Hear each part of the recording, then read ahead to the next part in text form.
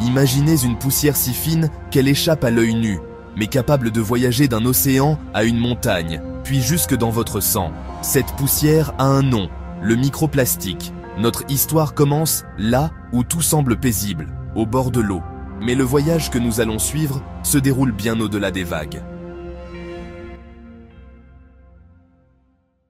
Chaque bouteille abandonnée, chaque sac oublié subit le même destin. Le soleil, le vent et les vagues les brisent encore et encore, jusqu'à devenir des fragments plus petits qu'un grain de sable.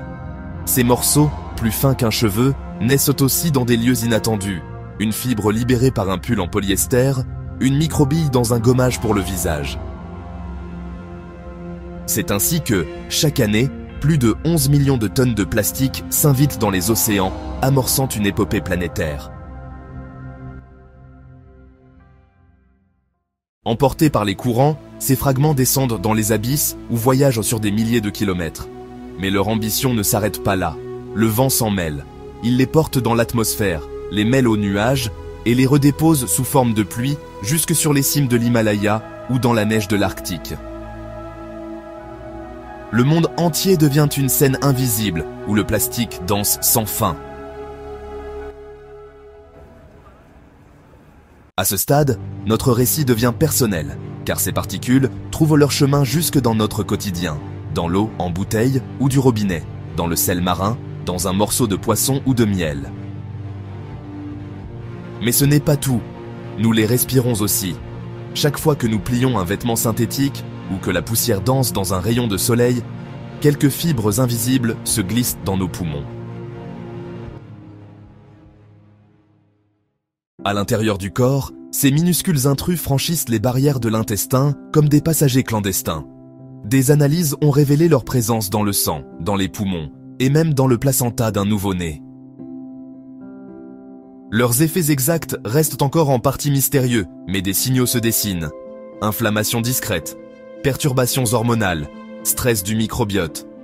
Un dialogue silencieux s'installe entre plastique et organisme.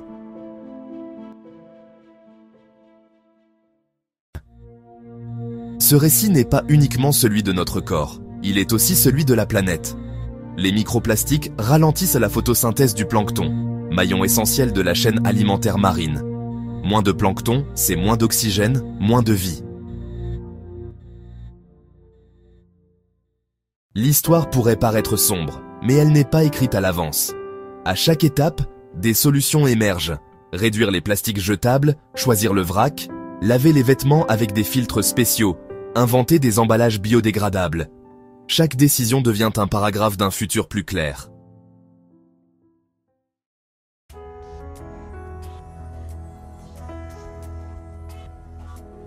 Le microplastique est déjà entré dans la grande histoire de la vie.